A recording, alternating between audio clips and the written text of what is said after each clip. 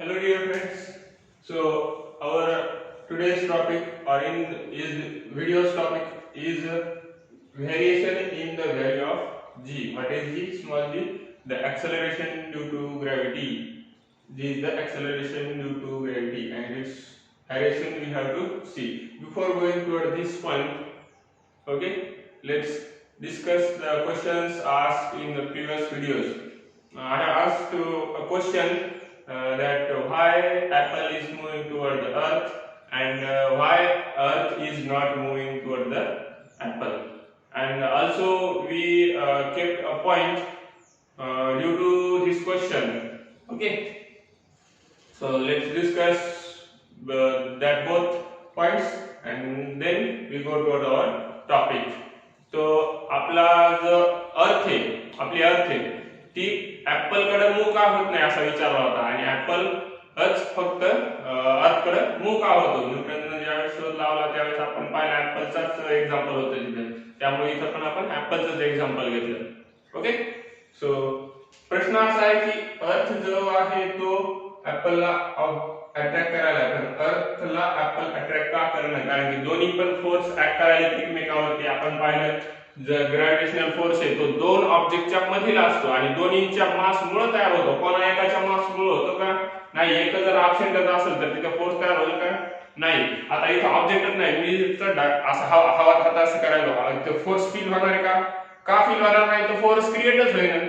पण पुढे एखादा ऑब्जेक्ट आला किंवा ऑब्जेक्ट आला आणि मी त्याला पुश करण्याचा प्रयत्न केला किंवा लिफ्ट करण्याचा प्रयत्न केला तर मला फोर्स फील व्हायला. मग दोघांच्या सहाय्यातून फोर्स तयार व्हायला. एकमेका सहाय्य करू अवघे धरू सुपंथ असं काहीतरी अशी काहीतरी म्हणे, मला एवढी एक्झॅक्ट माहित नाही की का बरोबर आहे असेल एखाद्या वेळेस. अशीच अशी काहीतरी म्हणे एकमेका सहाय्य करू अवघे धरू सुपंथ, तर ते एकमेका सहाय्य करायला फोर्स क्रिएट करण्यासाठी या ठिकाणी. ओके, मग इथं पण एकमेका सहाय्य करू पाहिजे. मग इथं फोर्स ऍक्ट व्हायला याच्यावरती अर्थवरती ऍपलमुळे आणि ऍपल वरती अर्थमुळे.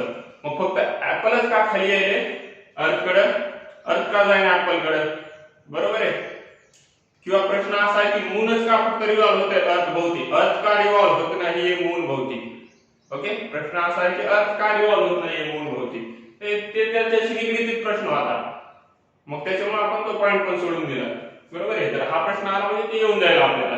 तर हा प्रश्न पाहूया अगोदर, ऍपल का मूव्ह होतो. आता मला सांगा, दोन ऑब्जेक्ट आहेत. आता इथे एक टेबल आहे, असा एक टेबल किंवा बॉक्स आहे किंवा काय, दोन मुलं खेळायला येतात. एक मुलगा छोटा आहे, एवढाच आहे. माझी काही चित्रकला एवढी चांगली नाहीये, त्यामुळे समजून घ्या तुम्ही. आणि एक मोठा व्यक्ती आहे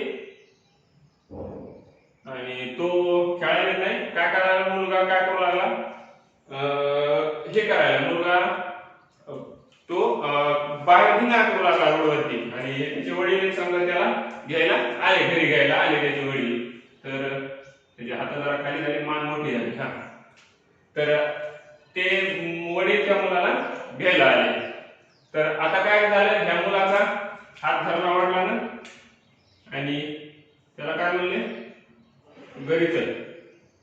तर असा हात पकडला आणि घरी चल म्हणले आणि त्याला येणे गेला, त्याला ओढायला लागले. आता आपण पाहिलं ऍक्शन रिॲक्शन इक्वल असतात. वडील मुलाला ओढायला येतं. आता वडील मुलाला ओढायला येतं, मुलगा पण वडिलाला ओढणार नाही, मला जायचं नाही. तर दोघं एक अपोजिट डायरेक्शन मध्ये ओढायले. जसं इथं ऍपल वरी ओढू लागला, अर्थ खाली ओढायले, ते दोघं अपोजिट डायरेक्शन मध्ये ओढायले. आता मुलगा वडिलाला ओढू शकेल का? प्रश्न असा आहे, मुलगा वडिलाला ओढू शकेल का? सांगा, मुलगा वडिलाला ओढू शकेल का? नाही. कशामुळं? बरं, वडील मुलाला सहज ओढतील, असं वडिला उचलून पण घेते आणि घेऊन जाते. पण मुलगा वडिलाला ओढू शकतो का? नाही ओढू शकणार. बरोबर आहे, नाही ओढू शकणार. आता खूप मोठी वस्तू उचलायची, तुम्ही उचली जाल का? नाही. तुमच्या मोठ्या बहीण भावाला किंवा आई वडिलाला कोणाला तरी उचलायला लावतात. खूप मोठी वस्तू आहे अशी चांगली, एवढी मोठी वस्तू, कापसाची थैली 50 किलोची, उचलून घेऊन जायची, जाता घेऊन? नाही. बरोबर आहे. ज्याच्यात जास्त फोर्स अप्लाय करण्याची कॅपॅसिटी आहे तोच घेऊन जाऊ शकते. बरोबर आहे. तसंच इथं जर इक्वल फोर्स अप्लाय होत असले ऍक्शन रिॲक्शन मुळे, तरी काय होईल? पण वडिलाचा मास जास्त आहे तसं हा मुलगा वडिलांना ओढू शकतो का? कारण की त्यांचं मास जास्त आहे, तेवढ्या मासवरती तेवढा फोर्स इफेक्ट करणार आहे का? समजा कन्सिडर करा इथं 5 न्यूटन फोर्स लागायला, इथं पण 5 न्यूटन फोर्स लागायला.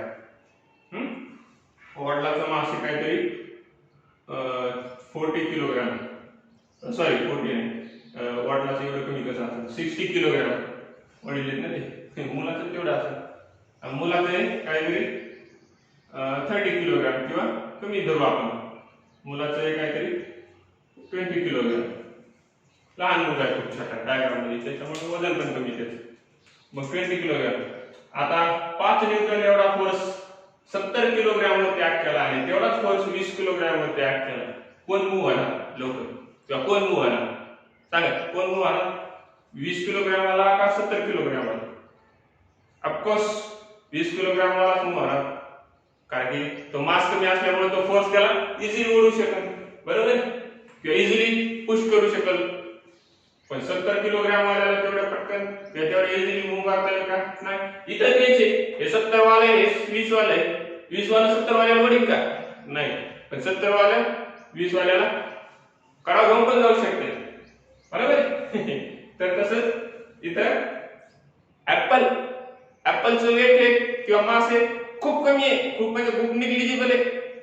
ऍपल किती असते? छटाक, 2 छटाक, अर्धा छटाक, बरोबर आहे. 50 ग्रॅम, 30 ग्रॅम, अर्धा छटाकपेक्षा 1 छटाकपेक्षा कमी असते एखाद्या वेळेस. छटाक धरू आपण 50 ग्रॅमच्या ऍपल. आणि अर्थचं तर आपण पाहिलं मास किती आहे? 6.4 into 10⁻²4, 10⁻²4 म्हणजे 1 वर 24 शून्य आणि 6.4 ला तेवढ्या गुणाचे हे किलोग्राम मध्ये, आणि हे फक्त 50 ग्रॅम आहे. याला ग्राम मध्ये कन्वर्ट केलं किती होईल? मग एवढ्यावरती फोर्स किती पण आठ द्या ना, 250 फोर्स तर 60 आहे ना, फोर्स दोन्ही वर वेगळा आहे का नाही? इथं जसं 5 होऊ लागला तसा याच्यावर तेवढाच, याच्यावर तेवढाच. मासेचं मोठं आहे, याला ह्या अर्थला एवढं इझिली ऍपल अट्रॅक्ट करू शकेल का? नाही.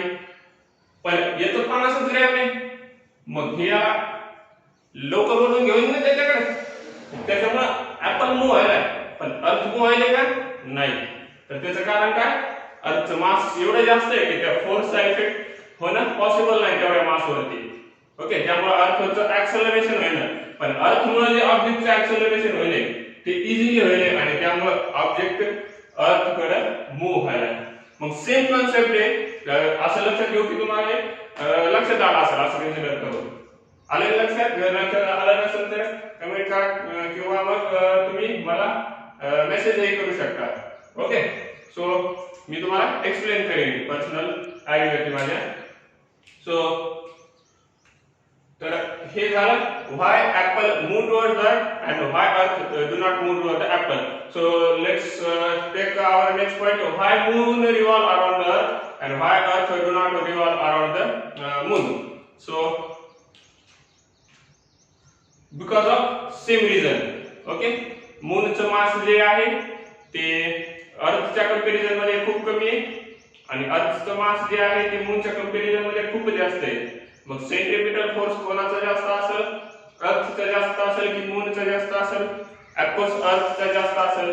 आणि मून काय होता? अगोदरच मोशन मध्ये होता की मूनचा सेंट्रिफ्युगल फोर्स असल्यामुळे ते खाली पडण्याच्या ऐवजी आता मूनचं मास काही एवढं पण कमी नाही की ते खाली पडेल म्हणून. ओके, त्याला तेवढं मास आहे की ते अर्थला अट्रॅक्ट करण्याचा प्रयत्न करेल, ते पण त्या डायरेक्शन मध्ये असेल opposite to centripetal force.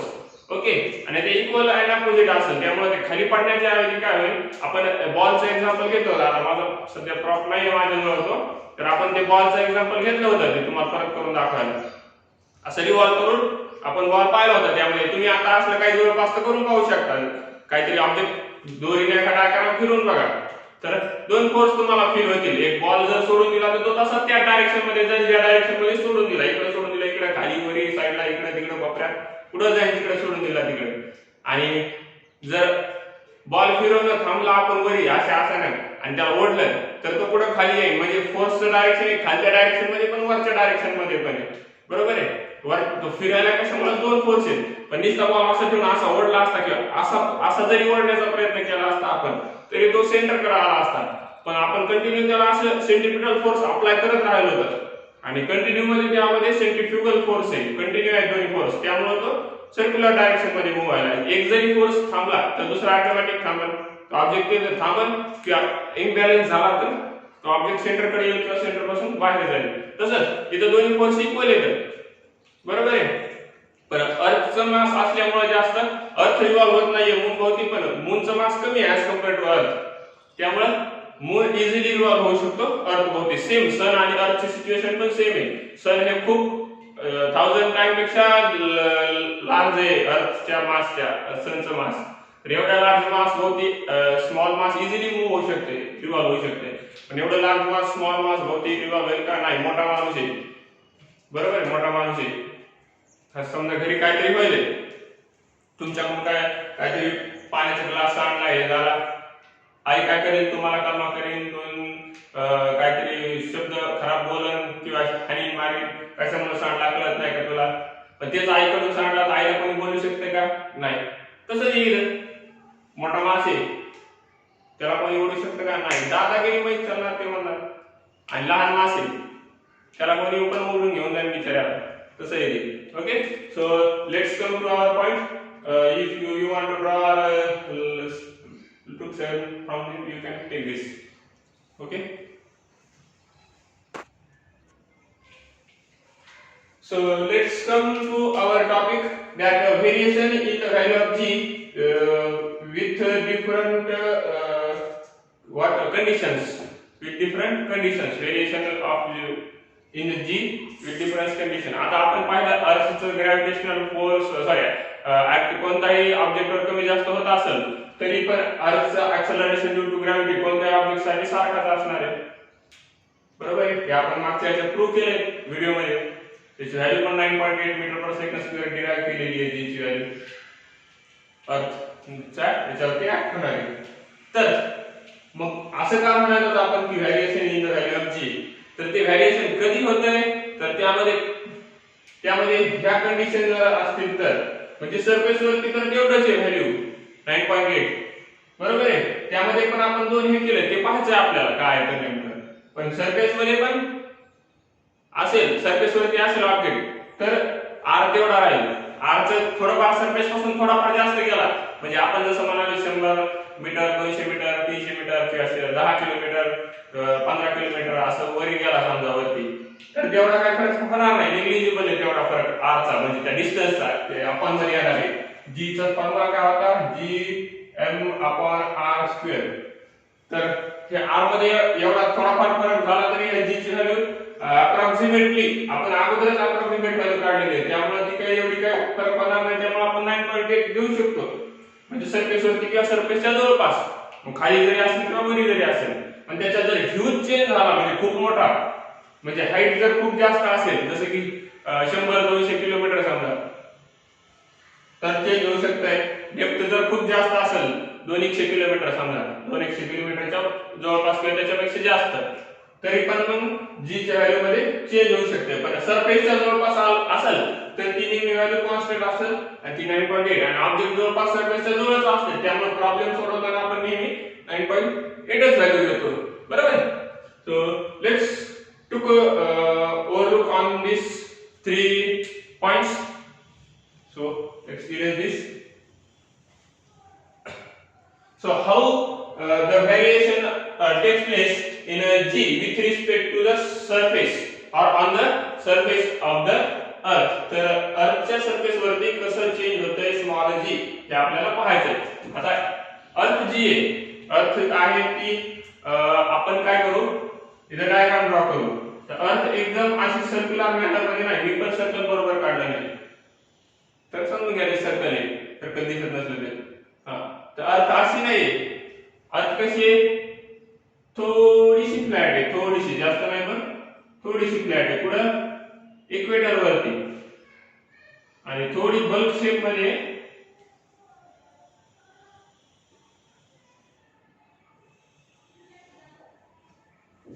Sorry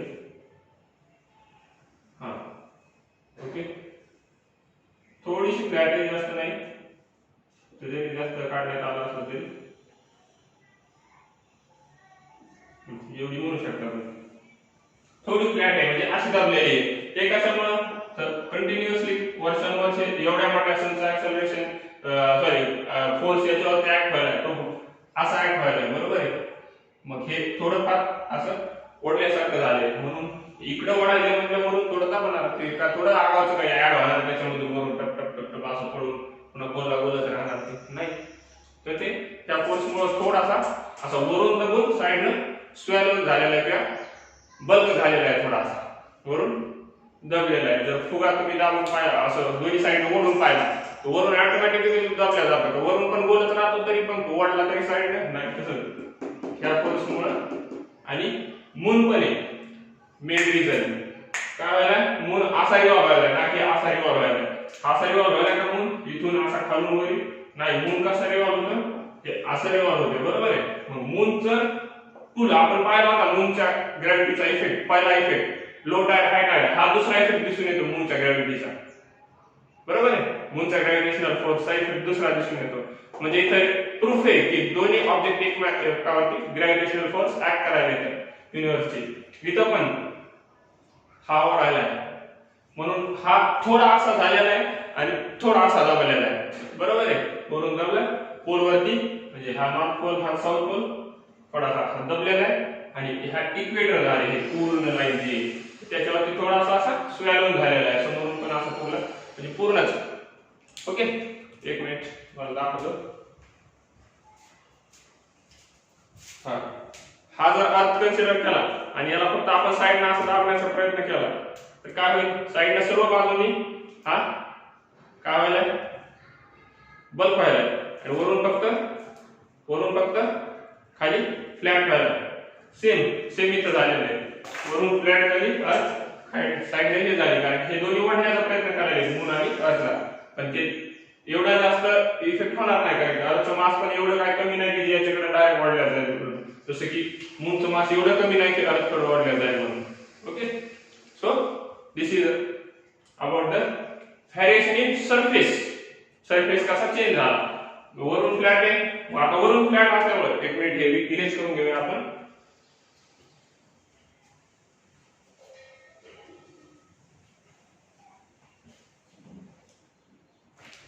so आता अर्थ काय आहे तर थोडी आपण पाहिली की एवढी नाही थोडीशी थोडी काय अशी बरोबर आहे. मग हे सेंटर आहे अर्थचं सेंटर ऑफ मास आणि सेंटर दोन्ही एकत्रच आहे कारण की थोडी सर्क्युलर मॅनरमध्ये थोडीची आहे म्हणजे ते सर्कल म्हणू शकतो आपण कंप्लीट करा. तर हे डिस्टन्स जे आर ते ह्या आर पेक्षा थोडंसं मायनर चेंज असेल मायनर चेंज म्हणजे पॉइंट मध्ये काहीतरी बरोबर आहे. म्हणजे 1000 किलोमीटर किंवा 2-3 किलोमीटर 9-10 किलोमीटर जे पाहिलं आपण ज्यावेळी जास्त फरक पडत नाही जी वरती बरोबर त्याचा. तर त्यामुळं इथं पण तरी पण थोडाफार चेंज होणार. तर तो चेंज कसा होणार आपण पाहूया. तर आपण पाहिलं होतं दोन ऑब्जेक्ट मधल्या डिस्टन्स वर किती डिपेंड असतो फोर्स तो कसा असतो इन्व्हर्सली प्रोपोर्शनल असतो डिस्टन्सला. डी ने डिनोट करा किंवा आर ने डिनोट करा तो कसा असतो इन्व्हर्सली प्रोपोर्शनल असतो डी फोर्स हा डिस्टन्स दोन ऑब्जेक्टच्या सेंटर ऑफ मास पासूनच्या डिस्टन्सचा. ऑब्जेक्ट जर या ठिकाणी असेल तर याच्या सेंटर ऑफ मास पासूनचं हे डिस्टन्स आणि ऑब्जेक्ट जर या ठिकाणी असेल हे डिस्टन्स. आता आपण सांगितलं इक्वेटरवर थोडी फुगलेली आहे म्हणजे हे डिस्टन्स आर डॅश ग्रेटर असून थोडंसं जास्त नाही पण थोडंसं किती आर पेक्षा हे आर पेक्षा बरोबर आहे थोडंसं जास्त असेल. मग आता इथे डिस्टन्स कमी आहे म्हणजे इथे अप्लाय होणारा फोर्स पण कसा असेल हा एफ डॅश पेक्षा कसा असेल एफ डिस्टन्स कमी आहे आर लेस दॅन आर डॅश आहे मग एफ लेस दॅन होईल का एफ डॅश पेक्षा नाही याच्या उलट होईल F greater than F dash डिस्टन्सच्या इन्व्हर्स प्रोपोर्शनल आर लेस या आर पेक्षा. आणि नेक्स्ट सेकंड कंडिशन इकडे जर पाहिलं तर आर डॅश ग्रेटर आहे आर पेक्षा तर एफ कसा होईल एफ डॅश कसा होईल लेस होईल एफ पेक्षा हे इन्व्हर्स प्रोपोर्शन बरोबर आहे. मग आता इथं फोर्स कमी अप्लाय व्हायला कारण की डिस्टन्स जास्त आहे आणि इथं फोर्स थोडा जास्त अप्लाय थोडा मायनर चेंज आहे जास्त एवढं नाही समजून घेऊ नका जास्त आहे मायनर चेंज. इथं फोर्स जास्त व्हायला मायनर कारण थोडा जास्त व्हायला आणि इथं थोडा कमी व्हायला फोर्स अप्लाय. मग आपण पाहिलं ज्याचा जास्त फोर्स आहे त्याच्यामुळे येणारा ऍक्सेलरेशन जास्त असणार आणि त्याच्यामुळे ऑब्जेक्ट लवकर मूव्ह होणार. आपण ऍपलच्या आणि मूनच्या एक्झाम्पल मध्ये पाहिले, याचा ऍक्सेलरेशन जरी दिसून येत नसलं तरी आपण सांगितलं होतं पेन जरी हाताला त्याच्यावर ऍक्ट व्हायलाय ते आपण 9.8च करणार कधी हे सोडून दिल्यावर त्याचं. तर हे पण इथं जर काय नसतं ते 9.8च आलं असतं व्हॅल्यू त्याची, जर ऑब्जेक्ट खाली पडत असला किंवा इथून सोडून दिला तर तेवढाच ऍक्सेलरेशन. पण याला इथून सोडून दिलं तर त्याच्यापेक्षा थोडं कमी होईल कारण हे डिस्टन्स जास्त आहे. तर ते किती आहे तर ते आहे पोल वरती व्हॅल्यू आहे, पोलचं डिस्टन्स कमी आहे, फोर्स जास्त आहे त्यामुळे ऍक्सेलरेशन जास्त आहे. तर ते 9.8773 आय थिंक असं काहीतरी आहे मीटर पर सेकंड स्क्वेअर एवढी व्हॅल्यू पोल वरती. ओके. आणि इक्वेटर कडे जसं जसं जाऊ तसं तसं डिस्टन्स इन्क्रीज होत चालू तसं तसं या साईडला जसं जसं जाऊ तर ही जी ची व्हॅल्यू पण थोडी डिक्रीज होऊन जाईल कारण की फोर्स डिक्रीज व्हायला जसं जसं आर इन्क्रीज होईल तसं तसं मग किती डिक्रीज होईल तर डी डिक्रीज होईल आय थिंक अप्रॉक्सिमेटली 9.7 सॉरी 9.87 असं काहीतरी आहे आणि 9.8783 असं काहीतरी मीटर पर सेकंड स्क्वेअर मध्ये व्हॅल्यू आहे अर्थची. तर 9.832 आणि 9.7832 म्हणजे जास्त चेंज नाही म्हणून याला आपण अप्रॉक्सिमेटली व्हॅल्यू अर्थच्या सरफेस वरती 9.8 मीटर पर सेकंदच घेतो पुढे कारण की 9.78 पुढचा नंबर 5 पेक्षा मोठा असल्याला आपण 9.8 लिहू शकतो आणि हा 5 पेक्षा लहान आहे म्हणून याला आपण 9.8 लिहू शकतो पुढचा नंबर जर काढून टाकला तर. म्हणून आपण अप्रॉक्सिमेटली व्हॅल्यू अप्रॉक्सिमेटली त्यामुळे वर्ड यूज करतोय काय 9.8 आणि आपण डिराइव्ह करताना पण ती अप्रॉक्सिमेटच काढली होती म्हणून की अर्थच्या सरफेस वरती कुठे जरी गेला तिथे जरी प्रॉब्लेम सॉल्व्ह करता असताना म्हणतो मी जरी गेला तरी 9.8च घेतो पण ऍक्च्युअल मध्ये ती किती आहे 9.783 आणि पोल वरती किती आहे 9.83 आणि इक्वेटर वरती किती आहे तर 9.783 इक्वेटर म्हणजे विषुववृत्तावरती हे इक्वेटर इथून विषुववृत्त आजचं आणि पोल उत्तर ध्रुव दक्षिण ध्रुव तर त्यावरती अशा व्हॅल्यू चेंज होतात आणि ह्या अप्रॉक्सिमेटली आपण एवढी घेतो. तर हे झालं सरफेस वरती. आता हाईटचा इफेक्ट कसा होतो सर तुम्ही तर म्हणले हाईट कमी जास्त झाली थोडी तर एवढा काही फरक होणार नाही. हाईट थोडी फार कमी जास्त झाली पण थोडी फार कमी जास्त काही झाली तर काय होणार नाही. जसं की माउंट एव्हरेस्ट वर गेला त्याची हाईट आहे 8 पॉइंट काहीतरी समथिंग 8.8 किलोमीटर काहीतरी आहे तर तेवढ्या हाईटचा काय फरक होणार नाही. पण आतापर्यंत ह्युमन एअर बलून जो हॉट एअर बलून जो आहे त्याची maximum height I think something 36.6 kilometre अशी काहीतरी आहे 36.6 किलोमीटर अशी काहीतरी आहे.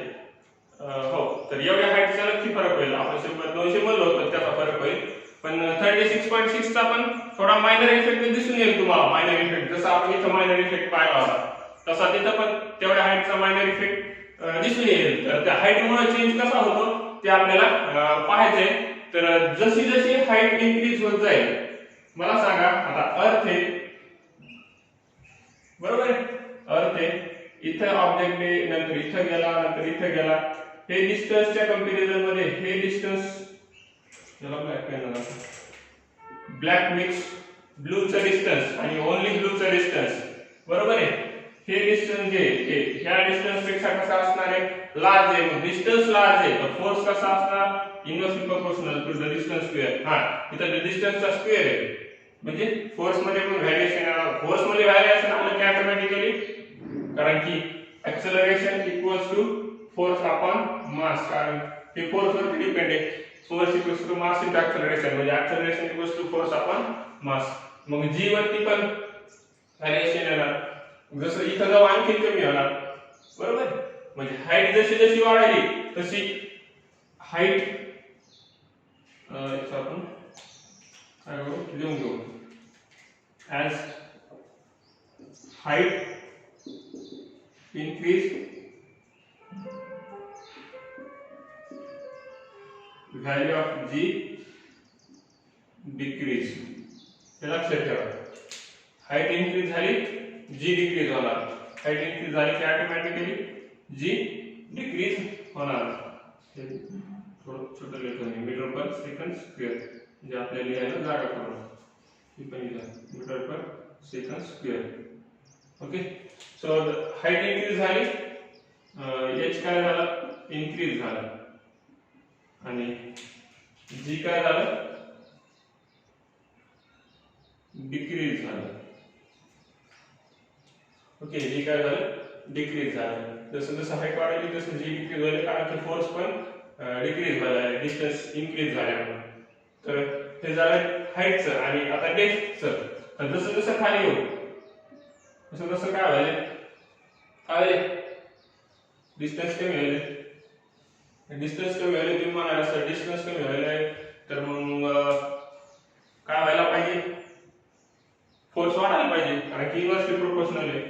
फोर्स वाढला म्हणजे जी ची व्हॅल्यू पण कमी व्हायला पाहिजे. मग आता ऑब्जेक्ट जरी जेव्हा ऑब्जेक्ट इथं होता त्यावेळेस केवढं मास त्या ऑब्जेक्टला उडू लागलं मला सांगा. ही सगळी हे मास पण उडू लागलं, हे सगळंच मास त्याला स्वतःकडे ओढण्याचा प्रयत्न, म्हणजे सेंटरकडे ओढण्याचा प्रयत्न करावा लागला. पण ज्यावेळेस ऑब्जेक्ट जर इथं असेल किंवा इथं असेल त्यावेळेस आता बाहेरचा मासचा काही रोल यायला का, ह्या हे डॉटेड लाईन आहे एवढ्याच सरफेसवरती. आता समजा हे अर्थ आहे, इथं ऑब्जेक्ट होता आधी, बरोबर आहे, हे सगळंच मास त्याला सेंटरकडे ओढू लागलं. पण आता काय झालं, आपण ऑब्जेक्ट थोडं खड्डा काढला, किती वरच्या सारखं जिथं जसं 36.6 वर गेलो ते मायनर चेंज होऊ लागला, तसं तिथं पण आपण 40 किलोमीटर अंतराखाली आलो होतं. आणि एवढ्याच अंतरावर आपण इथं कुठेतरी उभा आहे सध्या, खड्डा खांदून आलो तिथून. असं समजा ऑब्जेक्ट सोडून दिला, इथं असा ऑब्जेक्ट आला, तिथं पडला ऑब्जेक्ट, बरोबर आहे, एवढं सरफेस राहिलं. आता मला सांगा, सेंटरकडे वाढायले, ते बाहेरून थोडं ढकलणार आहे, ते नेहमी ओढत असते. मग हे कोणाला ओढणार आहे, इकडल्या ऑब्जेक्टला ओढायले, म्हणजे स्वतःकडे ओढायले, म्हणजे त्याला बाहेर ओढेल ना ते, बरोबर आहे, बाहेर ओढेल. सेंटरकडे आलेले का नाही. मग आपल्याला ऍक्सेलरेशन ड्यू टू ग्रॅव्हिटी आणि हे मास खूप कमी आहे, त्याच्यामुळे याचा एवढा इफेक्ट दिसून पण येणार नाही. पण हे जे मास, हे जे स्फिअर नवीन तयार व्हायलाय, याचं मास काय झालंय, कमी झालंय, मास कमी झालंय. डिस्टन्स जरी कमी होत असलं तरी मास पण काय होईल, कमी होईल, मास पण काय होईल, कमी होईल. मग force is directly proportional to the mass, force directly proportional मासला असेल तर हे मास कमी झालं, फोर्स पण काय व्हायला पाहिजे, कमी व्हायला पाहिजे. जरी डिस्टन्स कमी होत असेल तर हे मास त्याला वाढायला काय, इथं मास कॉन्स्टंट राहावं लागला हाईट मध्ये. तुम्ही म्हणता सर वरी चालून मास वाढवायला पाहिजे, वरी पण इथं पण, तर मास काय वाढायला, फक्त हाईट वाढायला. लक्ष द्या, एवढीच अर्थ आणखी पण त्या इथं जरी असला तरी एवढीच अर्थ वाढायली. अर्थचा मास वाढायला काही इथून असं काही इथे अर्थाचा मास वाढायला काय नाही. ते एअरचा मास जरी ऍड झाला तरी एअरचा मास अर्थच्या मासच्या कंपॅरिझन मध्ये निग्लिजिबल आहे, काहीच नाही चिल्लर. त्याच्यामुळे ते ऍड करायची गरज नाही, फक्त अर्थच त्याला वाढणार खाली सेंटरकडे त्याचा मास म्हणून. पण इथं अर्थचा मासच कमी होईल, आपण काढून टाकलं बाहेरचा सरफेस, आतमधला स्फिअर राहिला फक्त. आतमध्ये एवढा जर आपण काढून टाकला तर हॉलो स्फिअर होईल, आणि बाहेरचा काढला तर आतमधला छोटा स्फिअर होईल. मोठा स्फिअर त्याला वाढायला काय, ऑब्जेक्टला नाही, छोटा स्फिअर वाढायला. स्फिअर छोटा झाला, मास छोटा झालं, फोर्स छोटा झाला, फोर्स कमी झाला, ऍक्सेलरेशन कमी झालं, आणि त्याच्यामुळे डेप्थ मध्ये काय होईल, तर सेम होईल. जसं आपण डेप्थ मध्ये जाऊ, तर आपण स्मॉल डी ने डिनोट करू, हाईटला स्मॉल एच ने डिनोट करू. तर डेप्थ मध्ये जाऊ तसं तसं काय होईल, जशी जशी डेप्थ इन्क्रीज होईल, खोली इन्क्रीज होईल, ही डिस्टन्स डिक्रीज होईल, आणि ही खोली कशी होईल, डेप्थ कशी होईल, डिक्रीज होईल. हे लांब आहे, डेप्थ लांब आहे वरची, बरोबर आहे, हे डिस्टन्स कमी होईल, पण ही डेप्थ लांब आहे, इन्क्रीज होईल. ओके, याला यूज करतो, लिहिला जागा पुढची म्हणजे आपल्याला increases as depth increases. what असते तुम्ही नंतर लिहून घेऊ शकता, व्हिडिओच्या एंडला पॉज करून लिहून घेऊ शकता, किंवा मध्ये पण पॉज करून लिहून घेऊ शकता. ग्रॅव्हिटी काय होईल,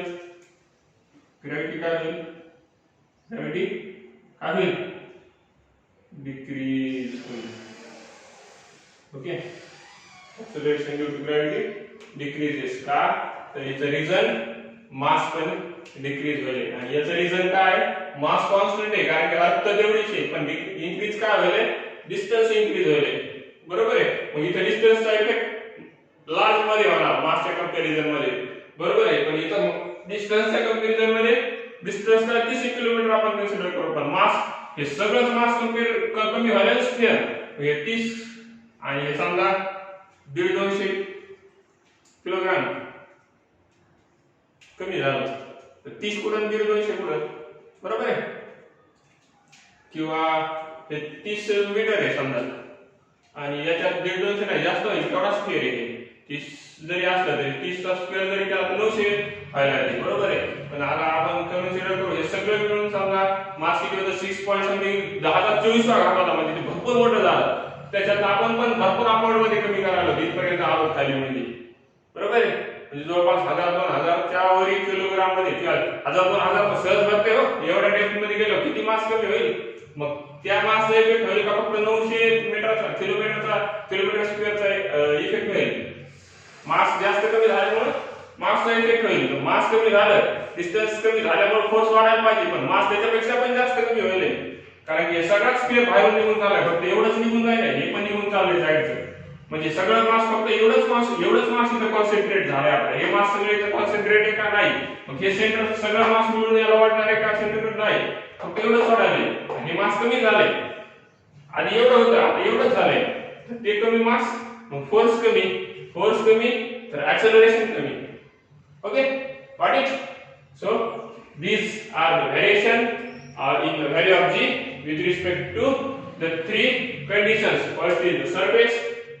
In the surface condition there are also two types or two conditions. One is at the pole, one is at the equator. Okay, pole वरती असेल 9.832 मीटर पर सेकंड स्क्वेअर आणि इक्वेटर वरती असेल 9.783 metre per second square. Okay, एवढं असेल equator वरती. तर हे झालं सरफेस वरती. जसं पोल पासून इक्वेटर कडे गेलो म्हणजे ध्रुवापासून आपण विषुववृत्ताकडे गेलो तसं तसं व्हॅल्यू कमी होत जाईल, कारण की डिस्टन्स वाढले. इथं पण हाईटवर जसं वरी जाऊ तशी व्हॅल्यू कमी होईल, कारण की डिस्टन्स वाढले. इथं डिस्टन्स जरी कमी होत असेल डेप्थ मध्ये खोलीमध्ये जाताना तर मास भरपूर अमाऊंट डिस्टन्सपेक्षा कितीतरी पटीने जास्त कमी होईल मास कमी झाल्यामुळे इथे व्हॅल्यू कशाची कमी झाली, जी ची. कारण की आर पेक्षा जास्त इफेक्टिव्ह कोणाचा मास दिसून येईल, कारण की जास्त कोण कमी होईल, मास कमी होईल. ओके, न्यूमरेटर खूप अमाऊंट मध्ये कमी व्हायला डिनॉमिनेटर पेक्षा. समजा कन्सिडर करा आपण 10/2 होतं, सॉरी 10/5 होतं, बरोबर आहे. आता डिनॉमिनेटर जरी कमी करीत असलो म्हणजे 4 केला तरी मास जर आपण 6 केलं 10 पासून, म्हणजे हा डिफरन्स कितीचा यायला, हा डिफरन्स 4 चा आणि हा डिफरन्स 1 चा. मग कोणता डिफरन्स जास्त आहे, हा. मग इफेक्ट लवकर कोणाचा दिसून येईल, न्यूमरेटरचा. तसंच आन्सर वरती, बरोबर आहे. म्हणजे आपल्याला माहिती आहे डिनॉमिनेटर कमी झाला तर रेशो इन्क्रीज होतो, बरोबर आहे, आन्सर रेशोचं. पण इथे न्यूमरेटर पण कमी व्हायला आणि कमी जास्त कमी होईना, म्हणजे याच्यापेक्षा कमी रेशो मध्ये कमी होईना तर याच्यापेक्षा खूप जास्त रेशो मध्ये कमी व्हायला, म्हणजे 4 ने कमी व्हायला, बरोबर आहे. म्हणजे इफेक्ट लवकर कोणा दिसून येईल, न्यूमरेटरचा. न्यूमरेटर एवढा मोठा कमी झाला, याचं जर आन्सर काढलं तुम्ही तर ते येईल 2, बरोबर आहे. त्याचा आन्सर काढा. 4 × 4 1 पॉइंट समथिंग येईल. 4 × 4 2 वरले 0 घेतला 4×5 20 1.5, बरोबर आहे. आता डिनॉमिनेटर कमी झाला, इथं वाढायला पाहिजे होतं, काऊन नाही वाढलं, कारण की न्यूमरेटर हा डिनॉमिनेटर पेक्षा जास्त अमाऊंट कमी झाला, त्याच्यामुळे त्याचा इफेक्ट फास्ट दिसून येईल, बरोबर आहे. रेशो जास्त कमी नाही झाला, कारण की डिनॉमिनेटर पण कमी व्हायला. तसंच इथे ग्रॅव्हिटी कमी एवढी काही अमाऊंट मध्ये कमी होणार नाही, पण कमी होणार थोडी फार का होईना, तर ती कोणामुळे, मासमुळे कमी होणार, ना की रेडियसमुळे. रेडियस जरी कमी होत असली तर फोर्स वाढायला पाहिजे, पण त्या वाढणाऱ्या फोर्सला बॅलन्स करून पण जास्त अमाऊंट मध्ये कमी करायला आहे कोण, mass. Okay, so this is about the variation of value of G. Okay, with respect to 3 conditions, surface, height and depth. तर याचं इक्वेशन जर पाहायचं असेल तुम्हाला तर तेही मी सांगतो, तुमच्या सिलेबसला नाही येतं पण तरी आपण पाहून घेऊ याचे इक्वेशन कसे येतात. Okay, firstly took down this chart or write in chart or take a screenshot. I'll give you some time for it. So this is variation. So let's go how the equation for these two. Okay, equation नुसार कशी कमी होतात हे पाहिलं आपण. Theoretically किंवा practically पाहिलं आपण कसं कमी होईल, मास कमी होईल. हे प्रॅक्टिकली पाहिलं आपण मास कमी होईल. आता थिओरिटिकली पाहू म्हणजे इक्वेशनच्या फॉर्म मध्ये, थेरी फॉर्म मध्ये पाहू. हे आपण प्रॅक्टिकल करून पाहिलं, मास कमी झालं, डिस्टन्स कमी झालं, त्याच्यामुळे हे कमी जास्त कसं होईल. आता आपण प्रॅक्टिकली पाहू. हे तर आपल्याला सोपं आहे, हे माहिती आहे. हे इक्वेशनच फाइंड करू आपण डायरेक्ट. तर फोर्सचं इक्वेशन काय आहे? आपल्याला ऍक्सेलरेशन पाहिजे जी.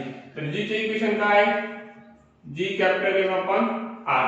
ते नॉर्मल इक्वेशन झालं ज्यावेळेस सरफेस वरती असेल. आता हाईट पाहिलं तर आपण जर हाईट वाढत चालली म्हणजे याच्या डिस्टन्स आरचा स्क्वेअर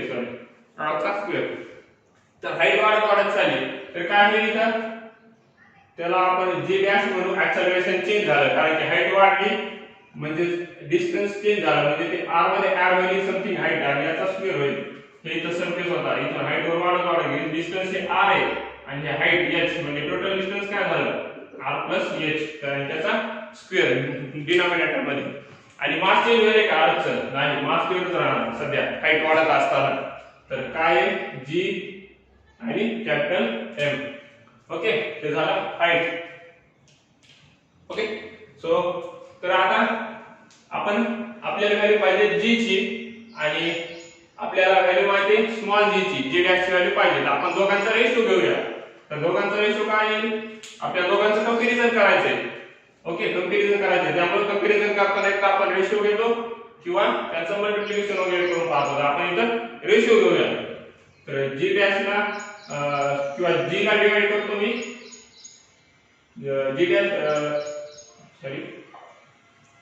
जी ला डिवाइड करतो जी डॅश ने. जी ला डिवाइड करतो जी डॅश ने. तर काय होईल? जी ची value capital G capital M upon small capital R square denominator मध्ये. तर वेगळा इक्वेशन काढूया आपण. Total divided by capital G capital M upon R plus H bracket square. R plus H bracket square. छेदाचा छेद वरी जाऊन अंश होतो. बरोबर आहे, अंशाचा अंश होऊन जातो. डिनॉमिनेटरचा डिनॉमिनेटर जर त्याला आपण रेसिप्रोकल केलं मल्टिप्लिकेशन मध्ये केल्याच्या नंतर न्यूमरेटर मध्ये जातो. बरोबर आहे. तर हे काय होईल? पहिलं G M upon R as it is आणि नंतरचं हे कुठं जाईल? मल्टिप्लिकेशन मध्ये केलं न्यूमरेटर मध्ये म्हणजे आर प्लस एच चा स्क्वेअर अपॉन हे काय होईल?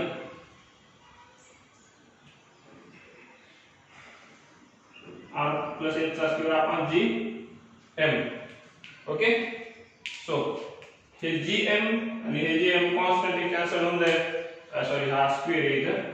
तर हा आणि हे आर कॅन्सल का होणार नाही? ते ब्रॅकेट मध्ये आहे आणि याचा ऍड आहे. ते a प्लस b चा कॅन्सल करायसाठी आपल्याला एक्सपान्शन करावं लागेल इथं. बरोबर आहे. आताच कॅन्सल करता येणार नाही. तर हे कधी कॅन्सल करता येईल? तर आपण याला व्यवस्थित लिहून घेऊया अगोदर. हे होईल R plus H whole square bracket square upon R square. आपल्याला माहिती आहे a square upon b square जर असेल तर याला आपण असं लिहू शकतो a अपॉन b ब्रॅकेटचा स्क्वेअर. ओके, हे घातांकाचे नियम तुम्ही शिकलेला आहात. तर याला आपण असं लिहू शकतो. या न्यूमरेटर आणि चा स्क्वेअर डिनॉमिनेटरचा स्क्वेअर आहे. तर दोघांचा स्क्वेअर एकत्र लिहू शकतो. म्हणजे काय? r plus h total divided bye r आणि ब्रॅकेटचा स्क्वेअर. हे झालं. त्याच्यानंतर समोर सॉल्व केल्याच्या नंतर हे r जर सेपरेट केलं तर हे होईल r upon r plus h upon r आणि हे स्क्वेअर. इकडे g upon g dash as it is सर्व ठिकाणी g upon g dash g upon g dash g upon g dash. Okay, g upon g dash. तर आपण पाहूया आता काय होतंय. तर जादू. ओके, जादूचे का नाही आपण सॉल्व करायला इक्वेशन स्टेप येतात जादू नाही. तर g upon g dash. Okay, g upon g dash हे कॅन्सल आउट होईल. हे काय 1 प्लस h अपॉन r चा स्क्वेअर ब्रॅकेटचा square. Okay, so this is the equation. आणि हे जर इकडे पाठवलं g ची व्हॅल्यू म्हणजे g ची व्हॅल्यू तर ऑलरेडी माहिती आहे आपल्याला. पाहिजे करायची g डॅश ची. तर मग अगोदर रेसिप्रोकल करावं लागेल मग g ला तिकडे पाठवून द्यावं लागेल. त्याचा रेसिप्रोकल काय होईल? g डॅश होईल आणि डिनॉमिनेटर जी. याचा जर रेसिप्रोकल केला तर हे काय होईल 1 अपॉन हे पूर्ण ब्रॅकेट होऊन जाईल कारण याच्या छेदात काय म्हणजे हे की एकटा रेसिप्रोकल करता येत नसते ब्रॅकेट असल्यावर सगळंच a प्लस b जर असेल याचा रेसिप्रोकल करायचा असेल तर 1 अपॉन a प्लस b होते. एकटा a असं नाही होते 1 upon a plus 1 upon b हे होत नाही असं नसते होत हे असं करावं लागते टोटलचा जी ऍडिशन मध्ये 3 प्लस 2 5 आहे हे करून बघा व्हॅल्यू घेऊन वेगवेगळ्या तसं होत नाही.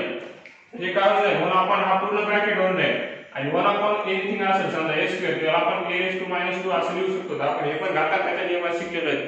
1 अपॉन हा ब्रॅकेटचा स्क्वेअर आहे तर ते वरी जाऊन काय होईल ते वरी जाऊन होऊन जाईल 1 प्लस h अपॉन r आणि याचा -2 कारण की हे 1 अपॉन स्क्वेअर होतात तर वरी जाऊन त्याचा मायनसचं साइन तयार होते आपण पाहिलं होतं त्या घातांकाच्या नियमामध्ये 1 upon a square equals to a raised to minus 2 जसं 1 upon ब्रॅकेट स्क्वेअर होता हे काय झालं ब्रॅकेट रेस्ड टू -2 तर हे झाली g डॅश आपण जी ठेवलं आपल्याला g डॅश काढायचे g डॅश माहित नाही आपल्याला तर g डॅश हे g into 1 plus h upon r आणि या व्हॅल्यूचा -2 चा स्क्वेअर -2 वा पॉवर आता -2 वा पॉवर माहित असते का नाही तर ह्या ब्रॅकेटला जर तुम्ही एक्सपांड केलं आता तुम्हाला नाही हे हायर लेवलचं आहे त्याच्यामुळे एक्सपान्शनचा आम्हाला पण फायदा नाही हे तुम्हाला समजणार नाही त्याची डायरेक्ट व्हॅल्यू लिहितो मी तर याचं एक्सपान्शन जर केलं तर हे येईल g काही टर्म कॅन्सल आउट होतील एक्सपान्शन केल्याच्या नंतर पुन्हा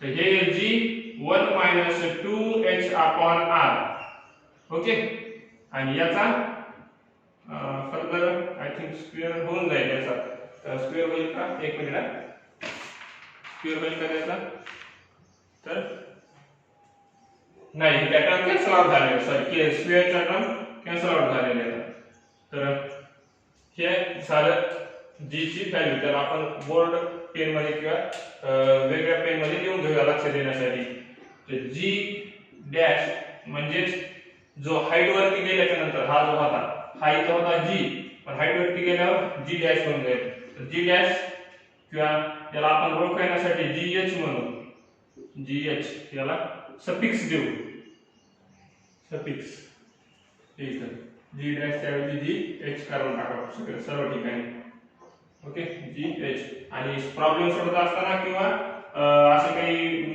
फॉर्म्युले सोडत असताना डेरिव्हेशन लिहित असताना असे किंवा करत असताना काय अगोदर लक्ष देऊन द्यायचा मग लिहून घ्यायचा असं अगोदर लिहून घ्यायचं नाही मायनर मिस्टेक झाल्याच्या नंतर सॉल्व करता येतात परत आपल्याला इथे नाही इथे सॉरी हा सॉरी इथे आपण रेसिप्रोकल केलता हा तर हे झालं जीएच म्हणजे हाईट वरती गेल्यावर येणार ग्रॅव्हिटेशनल ऍक्सेलरेशन ओके सो तर हे GH equals to G in bracket 1 plus 2h upon r sorry minus 2h upon r तर हे झालं व्हेरिएशन ऑफ g तुम्हाला जर हे इक्वेशन लिहून घ्यायचं असेल तर तुम्ही लिहून घेऊ शकता स्क्रीनशॉट काढायचा असेल तर स्क्रीनशॉटही काढून घेऊ शकता पण लक्ष द्या एक मिनिट इकडे जर 1 मधून कोणतीही व्हॅल्यू मायनस केली याची किती पण येऊ मोठे येऊ लहान येऊ तर ते पॉइंट मध्ये जाणार आहे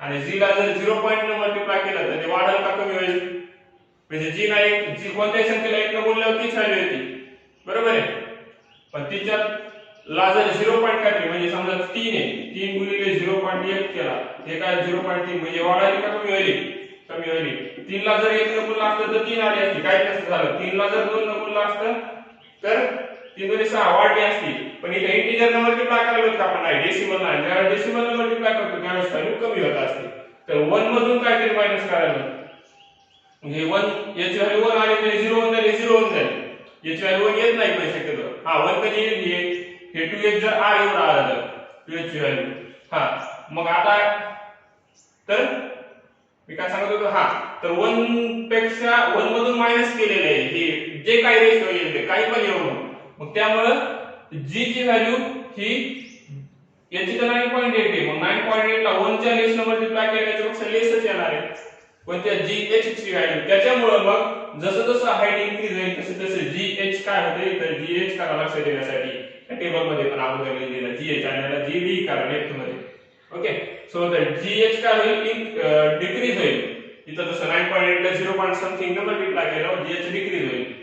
ओके, तसंच एक असे सेम इक्वेशन आहे जी डी साठी, ते आपण नेक्स्ट व्हिडिओ मध्ये पाहून घेऊया. या व्हिडिओचे भरपूर होते, तुम्हाला थोडं हे होईल, त्यामुळे ते आपण नेक्स्ट व्हिडिओ मध्ये पाहून घेऊया.